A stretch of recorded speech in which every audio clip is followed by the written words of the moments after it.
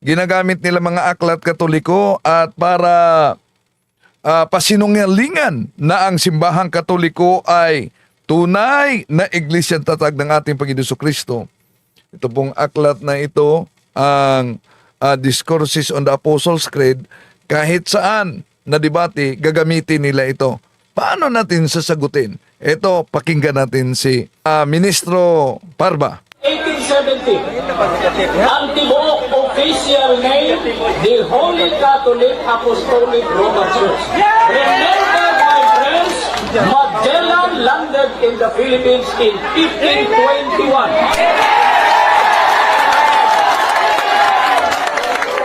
Therefore,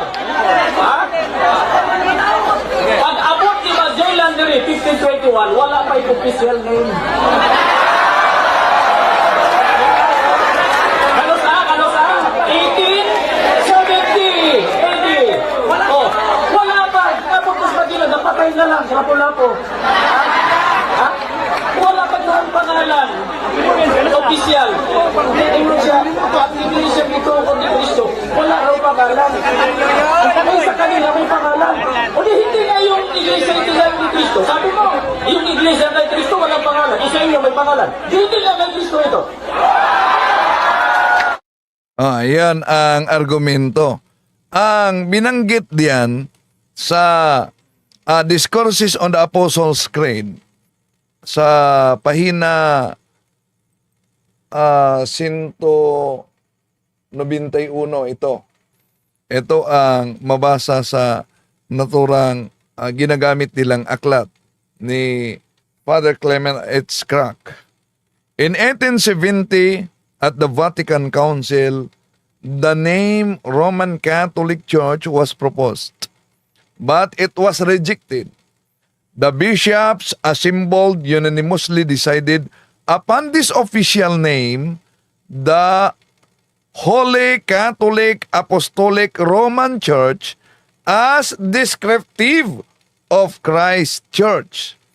The word Roman was inserted to signify the authority of the church centers and the Rome, from the time of St. Peter, has always exercised the primacy of jurisdiction within the church.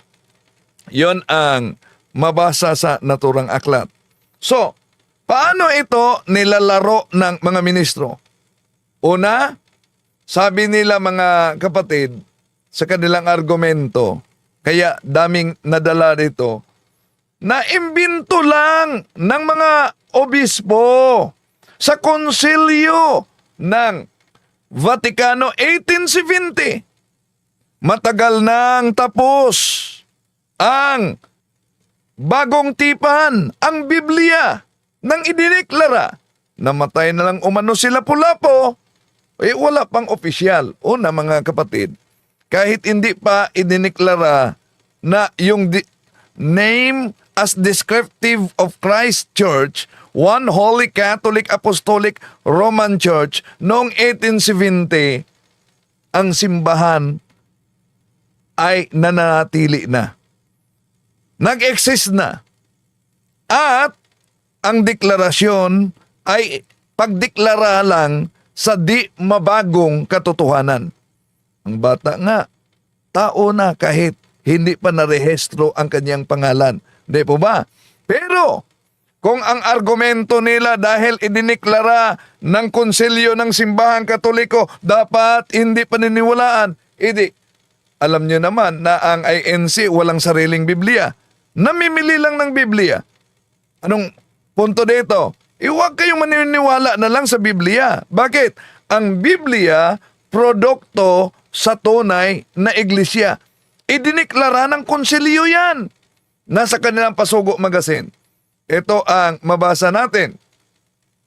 Ang konsilyo ng Trento noong 1546 ay nagpapahayag na ang lahat na aklat ng matanda at bagong tipan na nasa Bibliang Katoliko ay mga banal at naaayon sa batas. Nasa kanilang pasugo mismo nakasulat. Kailan idiniklara? Sa Konsilyo ng Trento. 1546.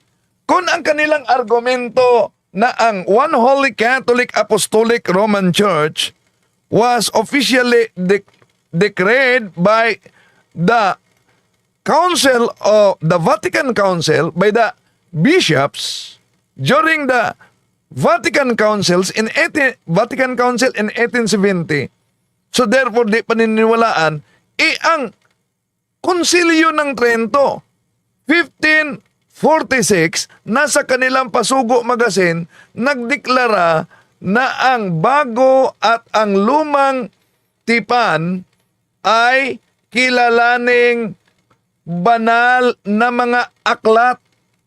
Ibig po ba sabihin na ang pagiging banal sa naturang mga aklat, gawa-gawa lang ng simbahang Katoliko at nagsimula lang sa 1546, therefore, hindi dapat tanggapin ito dahil idineklara ng konsilyo? O di, wala silang batayan sa kanilang pag-aaral at turo, mga kapatid. Bakit? Ang simbahang Katoliko ang nagdeklara sa Biblia.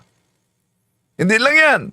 Kung ang argumento nila dahil sa iba't ibang konsilyo idineklara ng simbahang Katoliko ang One Holy Catholic Apostolic Roman Church, kaya para daw umanong pinagchap-chap na pinag-asimbol na sasakyan, bakit di ba nila alam na ang Biblia ay ganun din?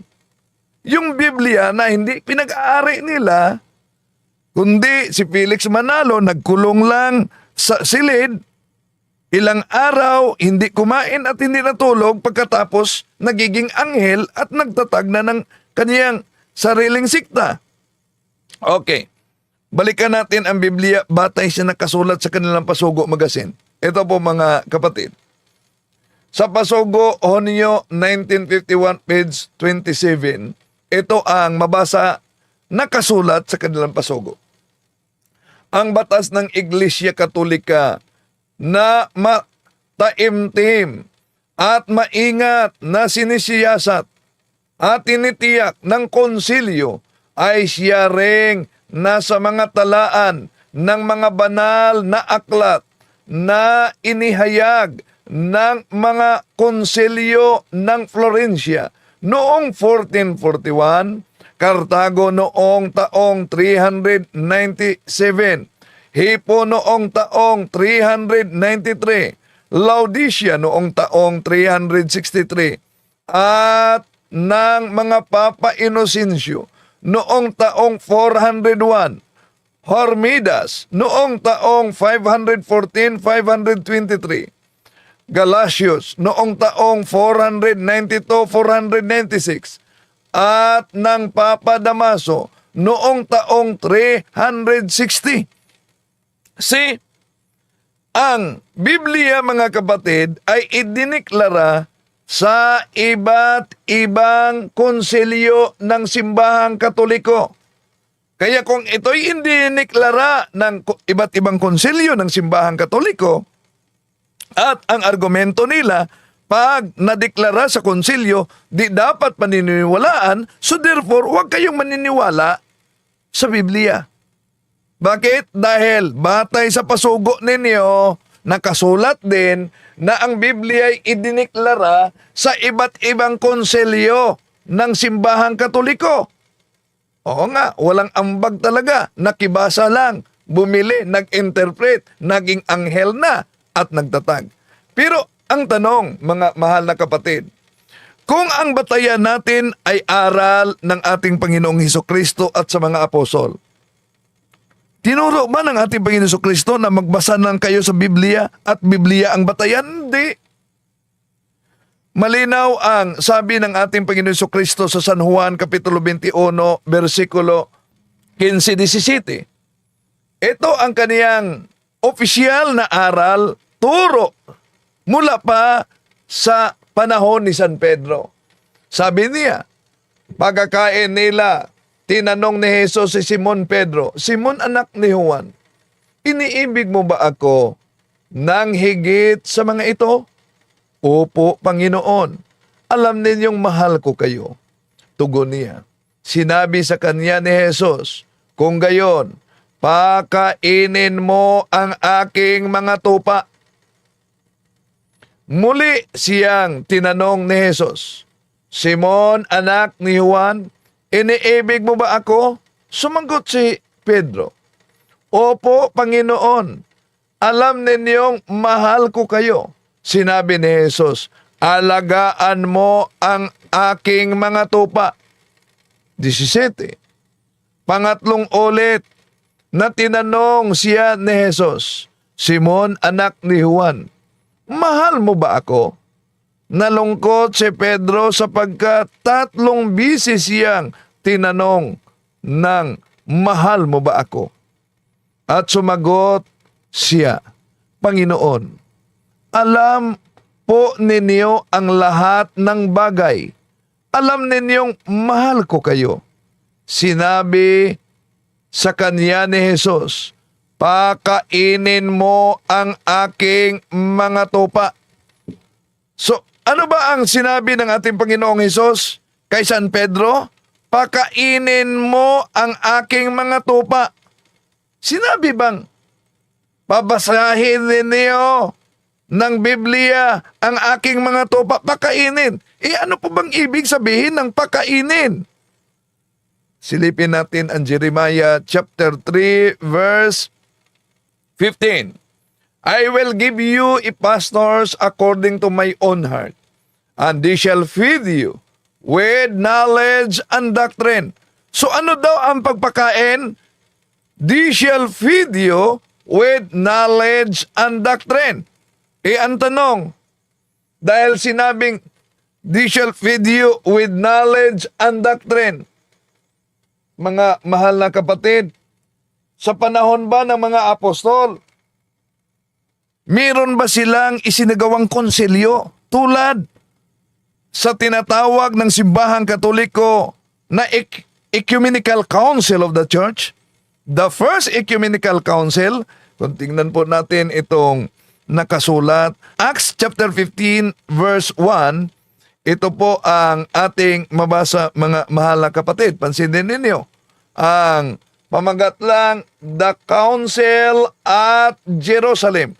So ang pagtitipon sa mga apostol ay isang konsilyo. Sila ay nagawa ng kauna-unahang konsilyo sa taong 50 Anno Domini. At ganon din ang mabasa natin sa salin na ito, na ang Acts of the Apostles chapter 15 verse 1, mga kapatid, ay isang konsilyo, pagtitipon ng mga apostol. Ito po mabasa natin. The Council at Jerusalem. So may konsilyo talaga. At pagkatapos sa konsilyo, kung gagamitin natin itong paboritong salin ng mga ministro ni Felix Manalo, mga kapatid, anong ginawa?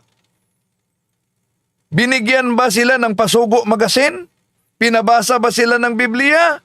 Ng iba't ibang salin? Hindi. Tingnan niyo ang Acts sa saling ito. Acts chapter 16 verse 4, ito ang ating mabasa. And as they went through the cities, they preached unto the people to obey the decrees which the apostles and elders had written at Jerusalem. So ano daw? Tinuruan sila na susunod sa mga dekreto. Anong dekreto? Yung isinagawang konsilyo sa Jerusalem. O pansinin niyo, mga kapatid, ikumpara natin sa Iglesia ni Kristong Tatag ni Felix Manalo, walang konsilyong naganap. Sila ba ang may kaugnayan sa mga apostol ng ating Panginoong Jesucristo na kauna-unahang nagawa ng konsilyo sa taong 50 Anno Domini? At ang Biblia, bunga ng iba't ibang konsilyo, ideklara ng simbahang Katoliko. Sila'y nakibasa lang at pagkatapos nagtatag ng bagong sikta, nagdeklara na anghel ang founder nila. So, di ba tayan na nakapangalan ng Iglesia ni Cristo tunay na? Bakit? Alam nyo naman, ang daming mga siktang nagsusulputan na nagdala ng Iglesia ni Cristo o Church of Christ. Halimbawa, noong 1830, di po ba si Joseph Smith nagtatag ng Church of Christ? Sa April 6, 1830. How about si Israboth? Noong 1836, nagtatag din siya ng Church of Christ o Iglesia ni Cristo. How about si Warren Parrish? Noong 1837, isang taon lang nakalipas matapos nagtatag si Israboth 1836, si Warren Parrish nagtatag din 1837 ng Iglesia ni Cristo Church of Christ. Si Hiram Page noong 1842 nagtatag din siya ng Church of Christ. Tingnan niyo, ang daming gumagamit ng Roma 16:16 na mas nauna pa sa iglesia na sumulpot dito sa Pilipinas noong 1914. Ibig ba sabihin, tunay na din sila dahil nag-claim sila na sila ang katuparan sa Roma 16:16? Iyon mga kapatid. Kaya magsoreng mabuti. No? Dahil alam nyo naman na ang pagkadaya ay maranasan sa iba't ibang paraan. Pero napakahirap pagbadaya tayo.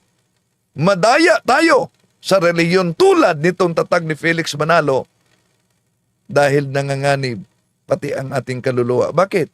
Una, yung binyag lang nila, invalid na. Hindi sila Trinitarian.